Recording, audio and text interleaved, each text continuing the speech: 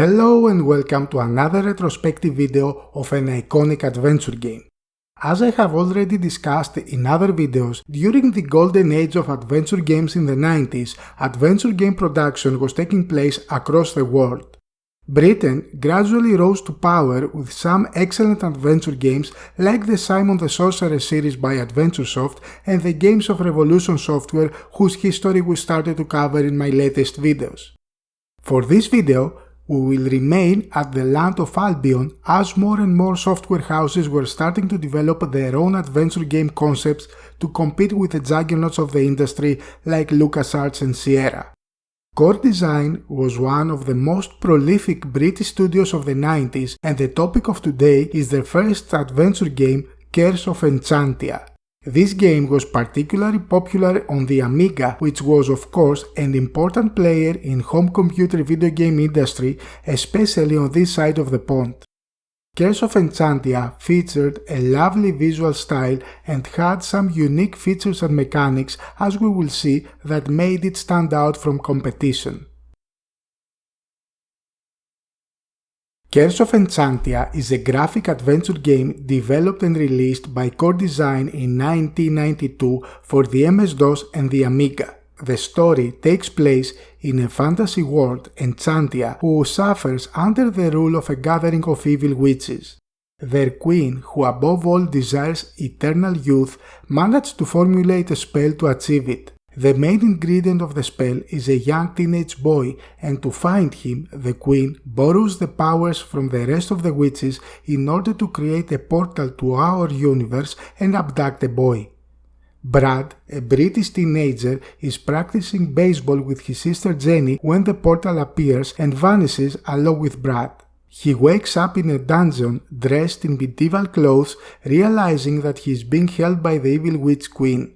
His task is to escape and save the land of Enchantia before finding a way to return to his world. The game plays as a typical third-person point-and-click adventure game.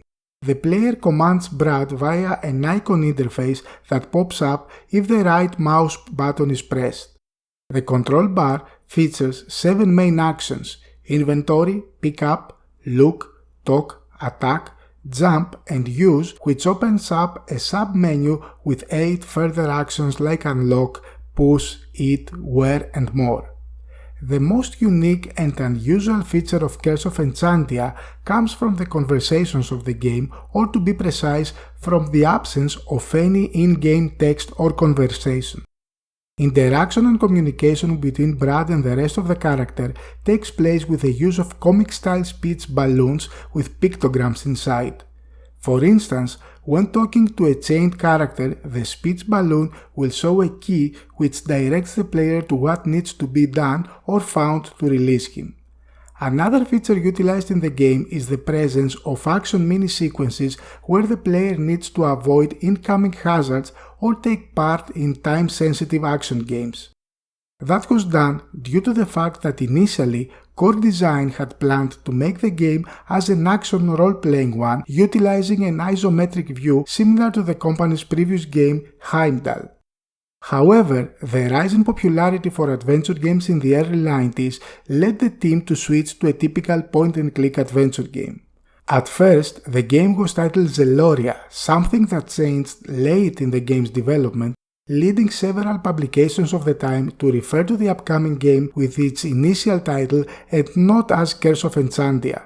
The game was storyboarded first to list all the scenes, puzzles and interactions before moving to the programming part and the graphics.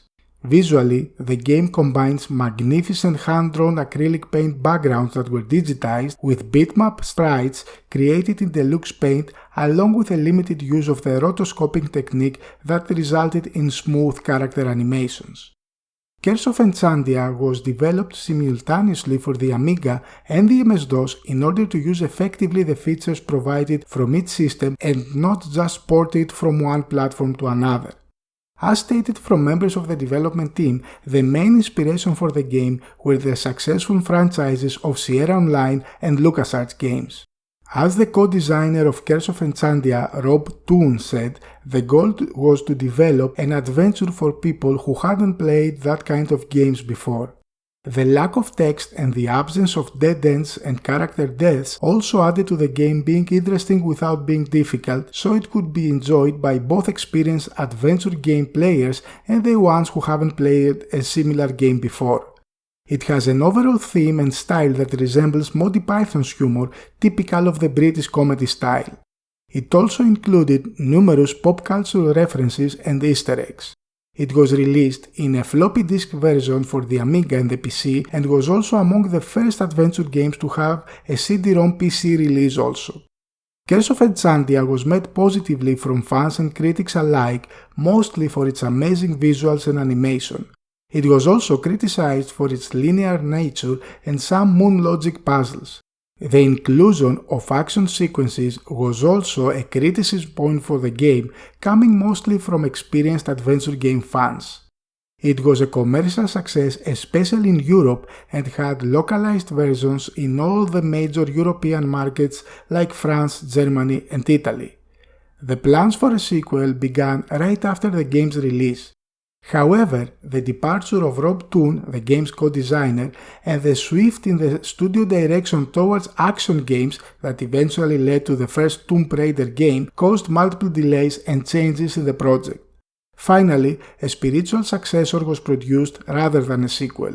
It was titled Universe, released in 1994, and had a more serious tone to it, dropping the fantasy theme for a sci-fi one. That was the full history of Curse of Enchantia, a unique adventure game that had amazing visuals and animation but confused players with its lack of text and the presence of action scenes. Still though, it is an excellent experience for adventure gamers today, especially if you want something out of the ordinary. It also influenced another adventure game franchise coming from Britain, the Simon the Sorcerer series that had its first game in 1994. Do not forget to watch my many retrospectives on iconic franchises like Loom, King's Quest, Space Quest, Gabriel Knight, and more. You can also find my 2-hour documentary on the rise and fall of the genre.